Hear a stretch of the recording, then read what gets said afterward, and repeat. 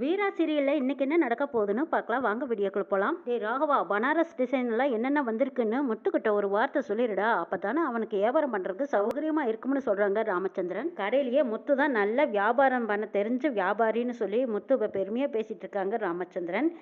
முத்து இப்படி பெருமையாக பேசுகிறாரு, எப்படி இப்போ அவள் வெளியில் போயிட்டாருன்னு நம்ம சொல்கிறது, நம்மனால தானே அவர் வெளியில் போனார், எப்படி சொல்லி சமாளிக்கிறதுன்னு கண்மணி பிதுக்கு பிதுக்குன்னு முழிக்கிறாங்க. நான் பொண்டாட்டி கண்மணியை முத்து மதிக்கலைங்கிறக்காக கடையை விட்டே வெளியே அனுப்பிட்டாரு ராகவன். இந்த விஷயம் மட்டும் ராமச்சந்திரனுக்கு தெரிஞ்சா கடையில் இருக்கிற அத்தனை பேர்த்துக்கு முன்னாடியும் தயா குய்யான்னு தலைக்கு மேலே குதிப்பாரு.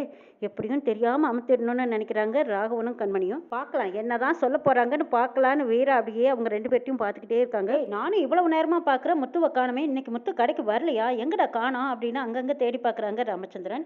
என்னடா ஆச்சு சொல்லுங்க, ஏன் வரல முத்து, இன்னும் இவ்வளவு நேரம் வராமல் இருக்க மாட்டானேங்கிறாங்க. அப்போ அது வந்து முத்து அண்ணா வெங்கடேஷ் அண்ணா கடைக்கு போயிட்டாருன்னு சொல்றாங்க ராகவன். டேய் என்னடா சொல்ற, எத்தனை வருஷமா நம்ம கடையில் வேலை பார்க்குறான் முத்து, திடீர்னு எப்படி அந்த கடைக்கு போனா? ராகவா, முத்துவை பற்றி எதுவும் தெரியாமல் சும்மா உளறிக்கிட்டு இருக்காதுன்னு சொல்கிறாங்க ராமச்சந்திரன். இல்லைப்பா, அந்த கடைக்கு தான் வேலைக்கு போகிறேன்னு என்கிட்ட சொல்லிட்டே போயிட்டாருங்கிறாங்க ராகவன். இல்லைடா, அவன் அப்படியெல்லாம் போகிற ஆளே கிடையாது. சரி இருங்க, நானே நேராக போய் பார்த்துட்டு வந்துடுறேன்ட்டு ராமச்சந்திரன் பக்கத்து கடைக்கு போகிறாங்க. கடையில் வேலை பார்க்குற மேனேஜரை கூப்பிட்டு அப்பா கிட்ட கடையில் நடந்ததை எதையாவது சொன்னீங்களான்னு கேட்குறாங்க. ஐயோ தம்பி, நான் எப்படி சொல்லுவேன், நான் எதையுமே சொல்லலைங்கிறாங்க.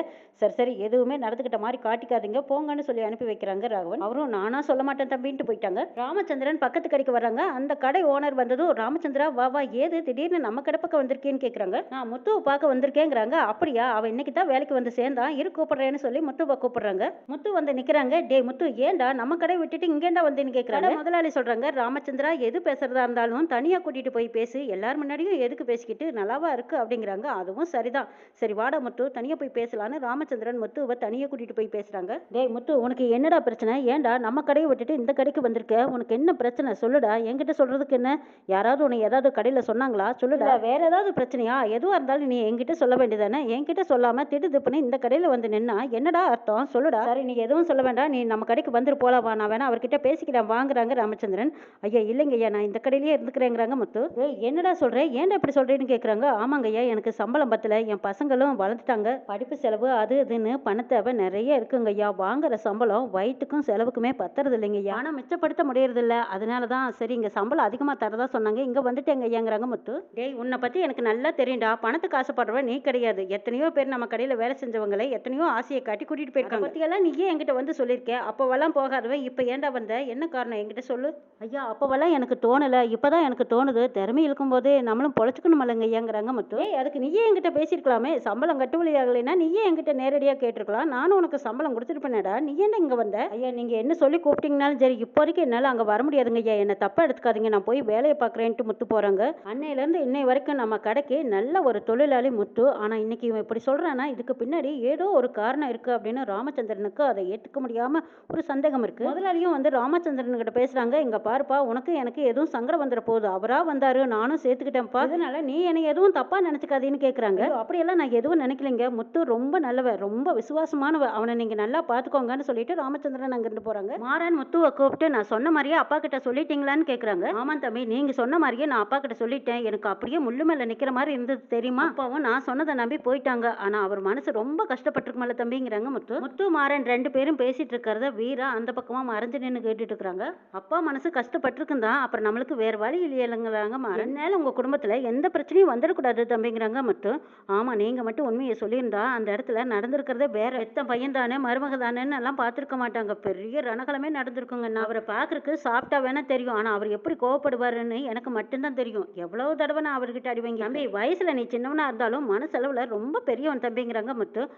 உடனே நீங்க தியாகி பட்டம் கொடுத்துடுவீங்களா, அதெல்லாம் உடனே அந்த கடையில இருந்து இந்த கடைக்கு வந்துட்டேன்னு நீ நம்ம கடையை மறந்துடக்கூடாது, நீ எப்பவும் போல நம்ம கடைக்கு வரலாம், என்கிட்ட பேசலாம், ஃப்ரெண்ட்லியா ஜாலியா பேசி ஜாலியா இருக்கலாம், உனக்கு என்ன உதவி வேணாலும் நீ என்கிட்ட கேளு, நான் இருக்க உனக்கு உதவி பண்றதுங்கிறாங்க மாறன். தம்பி உதவி கேட்கிற நிலைமையில நான் இல்ல, உங்க அப்பா எனக்கு தேவைக்கு மேல நிறைய செஞ்சிருக்காரு, எனக்கு மட்டும் இல்ல நம்ம கடையில வேலை செய்யற அத்தனை பேர்த்துக்கும் அத்தனை உதவிகள் செஞ்சிருக்காங்க, அதனாலதான் நம்ம கடையை விட்டு யாரும் போக மாட்டாங்க, வேற ஏதாவது காரணத்துக்காக நீங்க பொய் சொல்லியிருந்தாலுமே நான் சொல்லியிருக்க மாட்டேன். உங்க குடும்பத்துல இருந்தவங்கனால தானே பிரச்சனையாச்சு. அதனால ஐயா குடும்பம் நல்லா இருக்கணுங்கிறதுக்காக தான் நான் இப்படி ஒரு பொய்யை சொல்லிட்டு விலகினேன். வேற யாராவது ஏதாவது சொல்லியிருந்தா நான் இப்படியெல்லாம் சொல்லியிருக்கவே மாட்டேன்.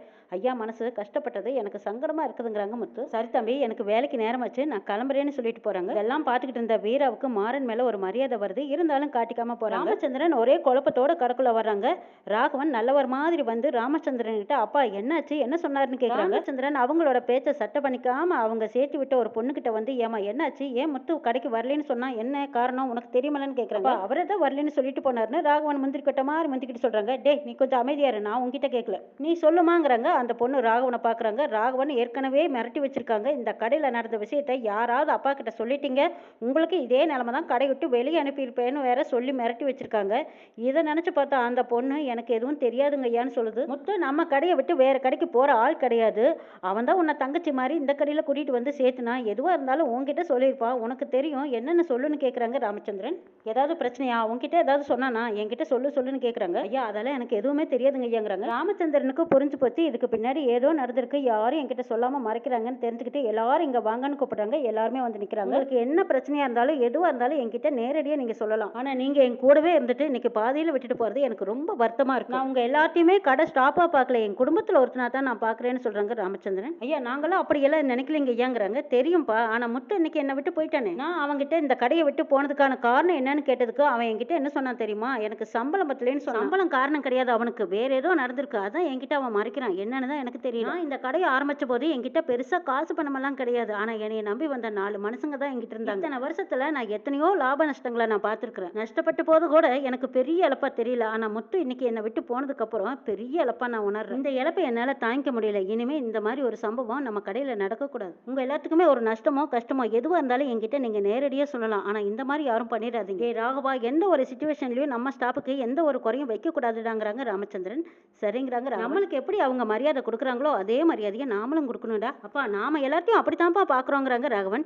இல்லடா, சில சமயம் வேலை விஷயத்துல நாம கண்டுக்காம கூட விட்டுருக்கலாம். அவங்க அதை மனசுல வச்சிருக்கலாம், நாம கண்டுக்காம விட்டுருக்கலாம். அது அவங்க மனசை பாதிச்சிருக்கும்டா. இனிமே நம்ம கவனமா இருக்கணுங்கிறாங்க ராமச்சந்திரன். நம்ம கடையிலயும் எத்தனையோ பசங்க எத்தனையோ காரணத்தை சொல்லி வெளியே போயிருக்கலாம். ஆனா இப்படி ஒரு காரணம் இதுதான் ஃபர்ஸ்ட் டைம்ங்கிறாங்க ராமச்சந்திரன். ஆமாமா, கடையில இருக்கிற யாரா இருந்தாலும் சரி, உங்களுக்கு என்ன ஒரு கஷ்டமா இருந்தாலும் சரி, உடனே மாமா கிட்ட சொல்லுங்க. அப்படி இல்லையா, இதோ இவர் இருக்காரு, இவர்கிட்ட சொல்லுங்க. அப்படியே இல்லையா, நான் இருக்கேன், என்கிட்ட சொல்லுங்கிறாங்க கண்மணி. அடே அப்பா, இந்த கோட்டை எங்க போய் சொல்றதுன்னு சிரிக்கிறாங்க வீரா. எந்த பிரச்சனையா இருந்தாலும் சரி நாங்க இருக்கோம், சரி பண்ணிடுறோங்கிறாங்க கண்மணியை பேச விட்டு வேடிக்கை பார்த்த வீரா, மாமா எனக்கு ஒரு ஐடியா தோணுது, நான் சொல்லட்டுமான்னு கேக்குறாங்க. சொல்லுமான்னு கேக்குறாங்க. ஆமா, கடையில இருக்கிறவங்களுக்கு நம்ம என்னதான் உரிமை கொடுத்தாலும் அவங்க நம்ம கிட்ட சொல்றதுக்கு தயங்குவாங்கல்ல, வெளிப்படையா சொல்ல முடியாத காரணமா கூட இருக்கலாம். அதனால நம்ம ஒரு புகார் போட்டி வைக்கலாங்கிறாங்க வீரா. அவங்களுக்கு என்ன கஷ்டமா இருந்தாலும் அதை எழுதி போட்டு அவங்க பேரை கூட எழுத வேண்டாம், வாரத்துல ஒரு நாள் அதை ஓபன் பண்ணி படிக்கலாம். அது என்ன பிரச்சனைங்கிறது நம்மளும் தெரிஞ்சுக்கலாம்ல மாமா. வீரா, கம்ப்ளீட் பாக்ஸ் எல்லாம் வைக்கிறதுக்கு இது என்ன கவர்மெண்ட் ஆபீஸ்னு கேக்குறாங்க கண்மணி. இல்ல, வீரா சொல்றதுதான் கரெக்ட், நம்ம அந்த மாதிரி ஒரு பாக்ஸ் வச்சிடலான்னு ராமச்சந்திரன் சொன்னதுக்கு அப்புறமா மறுப்பு இல்லாம கண்மணியும்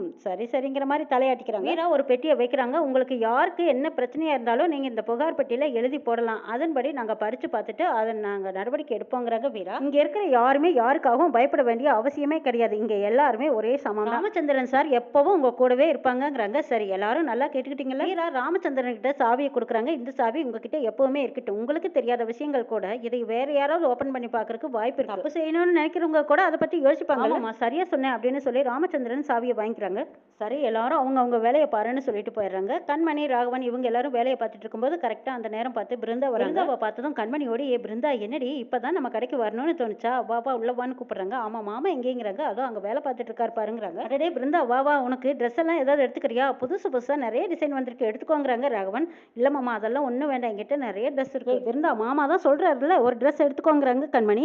அக்கா வேண்டாக்கா, என்கிட்ட தான் நிறைய இருக்குதுல்ல, இது நம்ம கடை தானே, எப்ப வேணாலும் வந்தா எடுத்துக்கிட்டா போச்சு, இப்போதைக்கு வேண்டாங்கிறாங்க பிருந்தா. இப்படிதான் இருக்கணும், உரிமையோட நீ என்ன வேணாலும் வந்து இங்க எடுத்துக்கலாங்கிறாங்க. சரிங்கிறாங்க பிருந்தா. வீரக்கா எங்கன்னு கேக்குறாங்க. அதோ அங்க வர பாரு அப்படின்னு சொல்றாங்க கண்மணி. பிருந்தா, திடீர்னு கடைக்கு வந்திருக்க, டீயாவது சாப்பிடணும் வா அப்படின்னு தனியா கூட்டிட்டு போய் 2 பேரும் பேசுறாங்க. காலேஜுக்கு போயிட்டு இருக்கியா, பணமெல்லாம் கட்டியாச்சுல, எந்த பிரச்சனையும் இல்லைன்னு வீரா கேக்குறாங்க. எனக்கு எந்த பிரச்சனையும் இல்லக்கா, மாறன் மாமா எல்லாம் பாத்துக்கிறாரு. மாறன் மாமாவை பத்தின உண்மைகளை உங்ககிட்ட சொல்லணும், நீ மாறன் மாமா கூட சேர்ந்து வாழணுங்கிறாங்க.